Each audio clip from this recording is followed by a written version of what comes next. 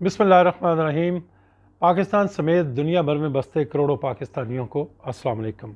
मैं मज़हर इकबाल हूँ और आप देख रहे हैं यूट्यूब चैनल। कहा यह जा रहा था कि सितंबर सितमगर होगा और सितमगरी शुरू हो चुकी है। अभी इमरान खान साहब ने लॉन्ग मार्च की कॉल नहीं दी, लेकिन इस इम्पोर्टेड हुकूमत के हाथ पांव फूल गए हैं। सैकड़ों कंटेनर्स लगा के बिलखुसूस डी चौक और उसके गर्दनवा के इलाके समेत आधे से ज़्यादा इस्लामाबाद को सील कर दिया गया है। रबड़ की गोलियों के अंबार लगा दिए गए हैं और आंसू गैस के शेल्स का कोई शुमार ही नहीं है। और इस बार तो ये बताया जा रहा है कि मुजाहिरीन पे आंसू गैस के शेल्स ड्रोन्स के ज़रिए फायर किए जाएंगे। टेक्नोलॉजी ले आए हैं, वो भी जुल्म करने के लिए। अच्छा, जिस तरह मैंने अर्ज़ किया कि इमरान खान ने अभी तो कॉल ही नहीं दी, तो फिर हाथ पांव क्यों फूले हैं? किस्सा ये है कि पाकिस्तान के 22-24 करोड़ लोगों के लिए अनाज पैदा करने वाले किसान अपने मुतालबात के हक़ में मुजाहरा करने के लिए इस्लामाबाद आए हैं। मुजाहरे से कबल उन्होंने मुख्तलिफ प्लेटफॉर्म्स पे अपनी आवाज़ उठाई कि हमें बीज महंगा मिल रहा है, हमें खाद महंगी मिल रही है। खाद महंगी तो क्या, खाद मिल ही नहीं रही, स्मगल हो रही है खाद।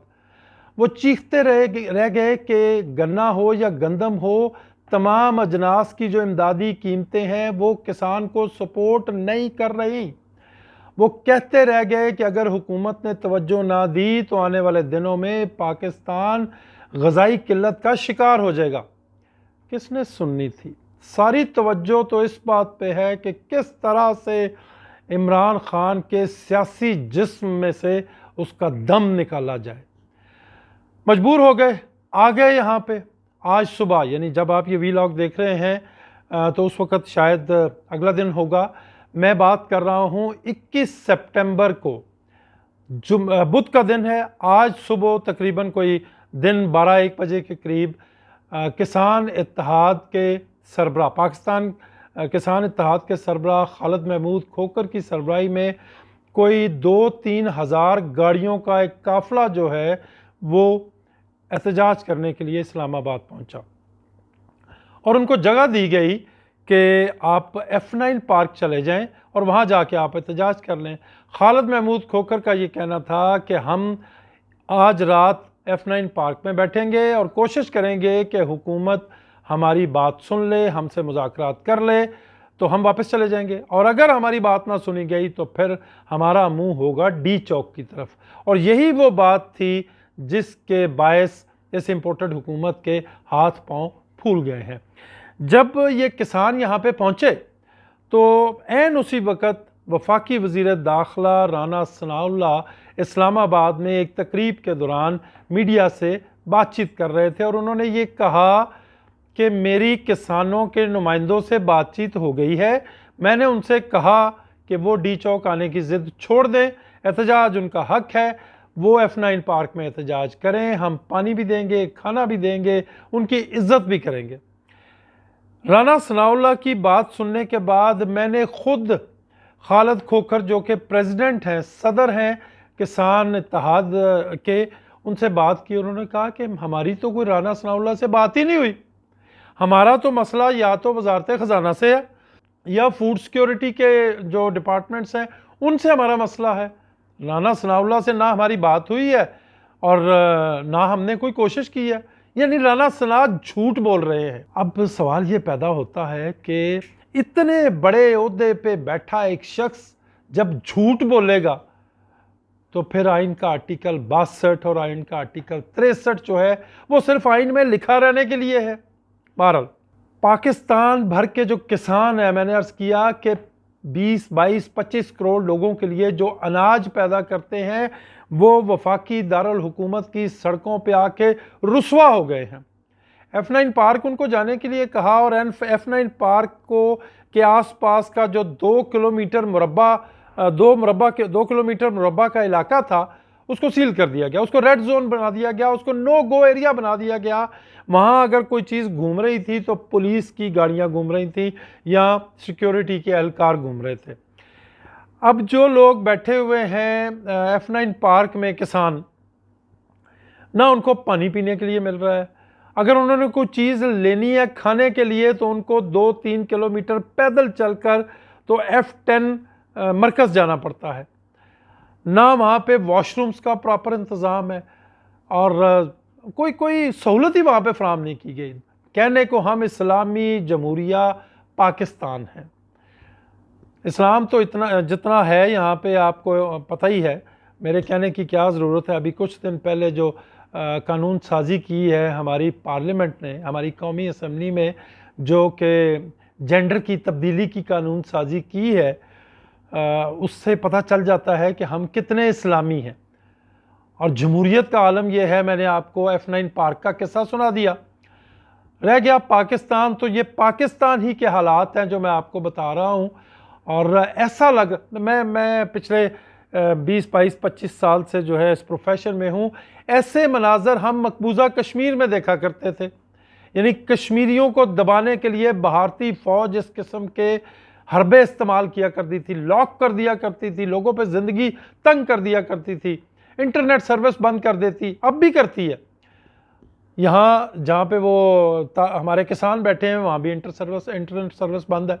या ये मनाजर हमें देखने को मिलते थे फ़लस्तीन में, जिनके ऊपर इसराइली फ़ौज जुल्म करती थी। तसव्वुर भी नहीं किया जा सकता था कि बहुत जल्द एक वक्त आएगा जब पाकिस्तान के शहरियों पे उनकी हुकूमत ज़िंदगी अरसा हयात जो है वो तंग कर देगी। ऐसा हो रहा है। देखना यह है कि किसान इत्तेहाद के जो लोग मुल्क भर से अपनी हुकूमत के सामने फरियाद करने आए हैं, अपने मुतालबात लेके आए हैं, वो मुतालबात किस हद तक पूरे होते हैं। पुलिस तैयार है, आंसू गैस के शेल मौजूद हैं, पुलिस के हाथ में लाठियां हैं, रबड़ की गोलियां हैं, और किसानों का आज़म है कि उन्होंने डी चौक जाना है। हमारी दुआ ही हो सकती है जी, हम दुआ कर सकते हैं कि अल्लाह रब्बुल आलमीन मामलात को ख़राब होने से बचाए। वरना एक बात हम सबको याद रखनी चाहिए कि ये जो लोग यहाँ पे इस वक्त पुरअमन एहतजाज कर रहे हैं, अगर ये अकड़ गए और इन्होंने फसलों की बिजाई का काम रोक नहीं सिर्फ डिले कर दिया, तो पाकिस्तान में वो खुराक का बहरान पैदा होगा कि इसकी मिसाल शायद नहीं मिलती। मुझे बात करनी है आपसे ये कि ये इम्पोर्टेड हुकूमत कर क्या रही है। हर मामले को तो इन्होंने नेशनल सिक्योरिटी बना लिया है। ज़रा सा इनके मिजाज के ख़िलाफ़ बात होती है तो ये कहते हैं जी मुल्क का मुफाद दाव पे लग गया, पाकिस्तान की साख ख़राब हो गई और फलां फलां फलां फलां। एक वफ्द गया स्पीकर कौमी असम्बली की सरबराही में कनाडा, किसी इंटरनेशनल इवेंट में शिरकत करने के लिए गया, और सोशल मीडिया पे, इलेक्ट्रॉनिक मीडिया पे और प्रिंट मीडिया पे ये ख़बरें छप गईं कि स्पीकर की सरबराही में 25 रुकनी वफ्द गया है और वहाँ पे पाकिस्तान का इतना पैसा खर्च हो गया और फलां हो गया, फलां हो गया, फलां हो गया। रोमीना खुर्शीद आलम हमारी बड़ी अच्छी दोस्त हैं, आजकल वज़ीर आज़म की मामले खुसूसी हैं। उन्होंने एक तरीके इस्तकाक पेश कर दी और उन्होंने कहा जी कि ये जो प्रिंट मीडिया में, इलेक्ट्रॉनिक मीडिया में और सोशल मीडिया पे ये जो कहा गया है कि 25 लोग गए हैं स्पीकर की सरबराही में, ये तो झूठ बोला गया है। इतने लोग तो गए ही नहीं हैं, और अगर असेंबली सेक्रेटेरिएट के कुछ लोग गए हैं वो तो अपनी ड्यूटी पे गए हैं। लिहाजा इससे पाकिस्तान की बड़ी बदनामी हुई है, पाकिस्तान की साख ख़राब हुई है, मुझे ज़हनी टेंशन हुई है। और कनाडा चूँकि हम गए थे और कनाडा में सिक्योरिटी हुकाम ने हमें कहा कि यहाँ बसने वाले पाकिस्तानियों के जज्बात बड़े मजरूह हुए हैं, वो बड़े मुश्तिल हो गए हैं, अगर आप बाहर निकले तो वो आपको मारेंगे, इसलिए आप होटल में रहें। बंदा पूछे वो आप ऐसे काम क्यों करते हो जिसकी वजह से बैरून मुल्क बैठी पाकिस्तानी कम्युनिटी मुश्तिल हो और यहाँ तक नौबत आ जाए कि आप अपने होटलों से बाहर ना निकल सकें। आप ही की बात मान लें, 25 लोग नहीं गए थे, 6 लोग गए थे। करके क्या आए हैं आप लोग? वो मुल्क जहाँ 3-3.5 करोड़ लोग जो हैं सैलाब में डूबे हुए हैं और लोगों को रोटी नहीं मिल रही, लोगों की जवान बच्चियां जो हैं वो खुले आसमान तले सोने पे मजबूर हैं, लोगों को वॉशरूम तक की सहूलत नहीं है। आप इस मुल्क से उठते हैं और जाके कनाडा पहुंच जाते हैं। क्यों? क्या करने गए थे आप? वही पैसा आप मुतासरीन सैलाब को नहीं दे सकते थे? और अगर किसी ने सोशल मीडिया पे इस तरफ आपकी तवज्जो दिला दी तो पाकिस्तान का मफाद जो है वो ख़तरे में पड़ गया और पाकिस्तान की बड़ी बदनामी हो गई। बदनामी तो आप लोग कर रहे हैं। और यही रोमीना खुर्शीद आलम ने एक और तहरीक इस्तिकाक पेश की, पाकिस्तान तहरीक इंसाफ की मुस्तफ़ी रुकन आलिया हमज़ा मलिक के ख़िलाफ़। वो क्या थी, उसका किस्सा भी सुन लें। वो ये थी कि मौसमियाती तब्दीली के हवाले से कौमी असम्बली में एक सेमिनार हुआ जिसमें को 30-35 ममालिक के नुमाइंदों को, पार्लियामेंटेरियंस को दावत दी गई। आलिया हमज़ा ने एक ट्वीट किया कि हुकूमत पे कोई मौजूदा जो इम्पोर्टेड हुकूमत है उस पर कोई एतमाद नहीं करता, इसलिए सिर्फ 5 ममालिक से नुमाइंदे आए। अब इस पे भी जो रोमीना खुर्शीद आलम है उनको बड़ी तकलीफ़ हुई और उन्होंने एक तहरीक इस्तिकाक और दाग दी और कहा जी कि 5 ममालिक के नुमाइंदे तो फ़िज़िकली आए थे, 5 ममालिक के नुमाइंदों ने वर्चुअली शिरकत की और 5 ममालिक ने पाकिस्तान में मौजूद अपने सफारत खानों के अंदर जो लोग हैं उनको कहा कि वो इस सेमिनार में शरीक हो जाएं। रोमीना खुर्शीद आलम का मौक़िफ़ है कि आलिया हमज़ा मलिक ने अपने ट्वीट में ये गलत बयानी की कि 500 मिलियन रुपए इस सेमिनार पे ख़र्च हुए हैं, जबकि हकीकत ये है कि इस सेमिनार पे सिर्फ 150 मिलियन रुपए ख़र्च हुए हैं। रोमीना खुर्शीद आलम साहिबा, हम इस मामले में भी आपकी बात मान लेते हैं, नहीं खर्च हुए 500 मिलियन, खर्च हुए हैं बकौल आपके 150 मिलियन।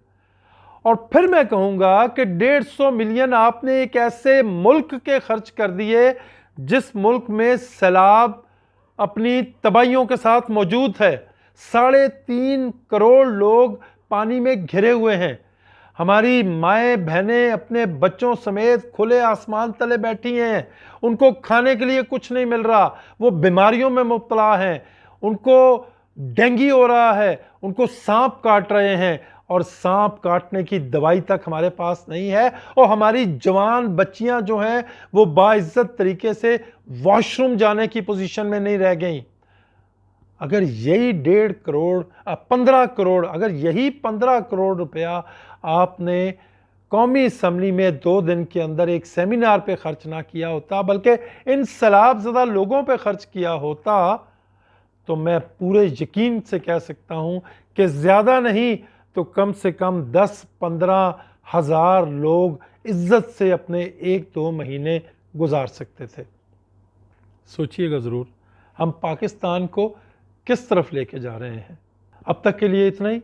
अपना बहुत ख्याल रखिएगा और अपने इस चैनल का भी। अल्लाह हाफ़िज़।